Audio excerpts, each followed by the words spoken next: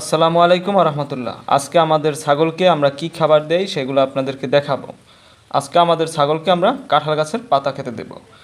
আর আপনারা জানেন যে আমাদের সব কিছুই আমাদের হাতের কাছেই থাকে, এগুলো আমরা ছাগলকে খেতে দেই।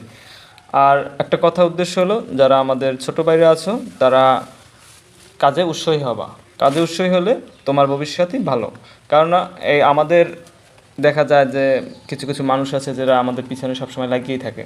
তোমার দেখলেই কিন্তু একটা ব্যাড কমেন্ট করবে, হ্যাঁ, তাদের কিন্তু কথা তোমাদের শোনা যাবে না। তোমরা যেটা নিয়ে থাকবা ওইটা তোমরা করবা। কাজে কোনো লজ্জা নাই। কাজ লজ্জা করে কারা? যারা কিছু করতে পারে না তারা কাজে লজ্জা পায়, ঠিক আছে? কাজে লজ্জা পাওয়া যাবে না, এগিয়ে যাও সামনে। তোমার ভবিষ্যৎ তোমারই করতে হবে। আর প্রতিযোগিতামূলক কাজ করা যাবে না। তুমি যা ভালো লাগবে, মানুষ বলে দেখো না যে ব্যবসা শুরু করো, ব্যবসা মানে শুরু করবা বাদাম বিক্রি দিয়া। তুমি একদম ছোট থেকে ব্যবসা শুরু করবা, যেটা থেকে তোমার স্বাবলম্বী হতে পারবা। আর ব্যবসায় লস আছে লাভ আছে সেগুলো বিবেচনা করেই তুমি ব্যবসা করবা। কারো কথা তুমি শুনবা না, তোমার ফ্যামিলি